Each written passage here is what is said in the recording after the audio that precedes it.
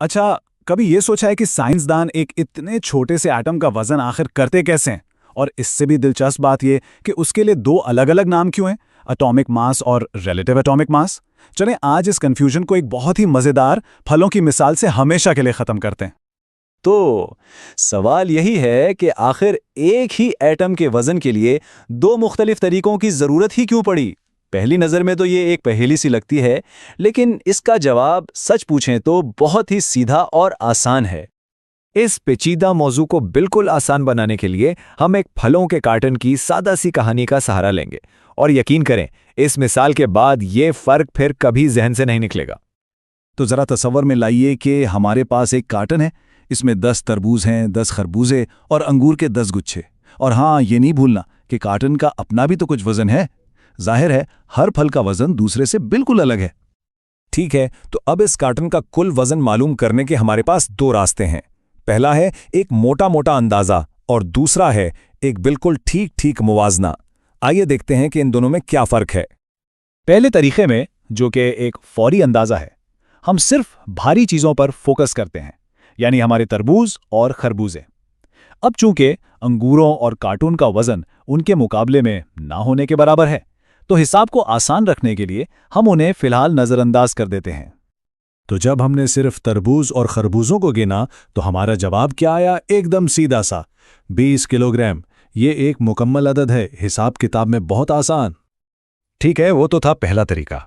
अब चलते हैं दूसरे, यानी ज्यादा दुरुस्त तरीके की तरफ। इसमें हम कार्टन को एक बहुत ही हसास तराजू पर रखते हैं और उसे मियारी बाटों से तोलते हैं।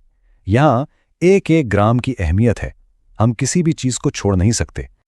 और यहाँ नतीजा क्या निकला? 20.025 किलोग्राम।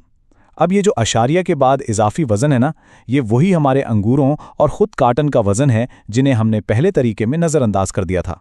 तो ये एक ज्यादा हकीकी और दुरुस्त पैमाइश है। चलें, अब जब हमने फलों के वजन के ये दो तरीके समझ लिए हैं, तो इसी आइडिया को लेकर एटमों की छोटी सी नन्ही सी दुनिया में चलते हैं और देखते हैं कि ये सब वहां कैसे काम करता है। तो बिल्कुल वैसे ही सोचिए, एटम के मरकज में जो प्रोटॉन और न्यूट्रॉन है ना, वो हमारे भारी भरकम तरबूजों और खरबूजों की तरह हैं, और उनके इर्द गिर्द जो इलेक्ट्रॉन घूम रहे हैं वो बिल्कुल इन छोटे तकरीबन बेवजन अंगूरों जैसे हैं। यहां पर हमारी वो फलों वाली मिसाल का पहला तरीका यानी अंदाजा बिल्कुल फिट बैठता है। एटॉमिक मास बिल्कुल इसी तरह काम करता है। इसमें सिर्फ भारी ज़रात यानी प्रोटॉन्स और न्यूट्रॉन्स की कुल तादाद गिन ली जाती है और इलेक्ट्रॉन्स के इंतहाई कम मास को नज़रअंदाज कर दिया जाता है। तो अगर हमारी मिसाल वाले एटम में 10 प्रोटॉन और 10 न्यूट्रॉन हैं, तो इसका एटॉमिक मास क्या होगा? बिल्कुल सही, 20। एक साफ सुथरा मुकम्मल अदद, बिल्कुल हमारे फलों के कार्टन वाले अंदाजे की तरह। अब बारी है हमारे दूसरे तरीके यानी मुवाजने की। साइंस की जुबान में इसे रिलेटिव एटॉमिक मास कहते हैं। यहाँ दुरुस्तगी यानी प्रिसिजन ही सब कुछ है। यहाँ हर एटम का वजन एक मेयार यानी कार्बन 12 एटम के साथ मुवाजना करके किया जाता है, और किसी भी चीज़ को, चाहे वो इलेक्ट्रॉन जितना ही छोटा क्यों ना हो, नज़रअंदाज नहीं किया जाता। तो जब एक एटम का मास इस मेयार से मुवाजना करके निकाला जाता है तो हमें एक आशारिया अदद मिलता है, जैसा कि यहाँ दिखाया गया है 1.1797। अब सवाल ये है कि आशारिया कहाँ से आया? ये वही हमारे नन्हे अंगूर यानी इलेक्ट्रॉन्स और कुछ दूसरी छोटी छोटी चीज़ों का वजन है जिन्हें दुरुस्त पैमाइश में शामिल किया जाता है। तो अब तक की सारी बातचीत का खुलासा क्या है? आइए इन दोनों के दरमियान जो बुनियादी फर्क है उससे एक नज़र में देखते हैं, ताकि ये बात बिल्कुल वाज़े हो जाए। देखें, ये टेबल सारी कहानी बयान कर रहा है। एक तरफ है एटॉमिक मास, जो बस प्रोटॉन और न्यूट्रॉन की एक सादा सी गिनती है, नतीजा एक मुकम्मल अदद।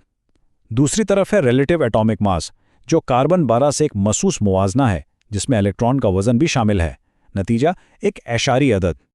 तो आखिर में एक बड़ा दिलचस्प सवाल रह जाता है, जब ये दो तरीके मौजूद हैं तो साइंसदान अपने काम में असल में कौन सा मास इस्तेमाल करते हैं, फौरी गिनती वाला या इंतहाई दुरुस्त पैमाइश वाला? जवाब यह है कि दोनों की अपनी अपनी जगह बहुत अहमियत है, और यह सब उनके काम की नौइयत पर मुनहसर करता है।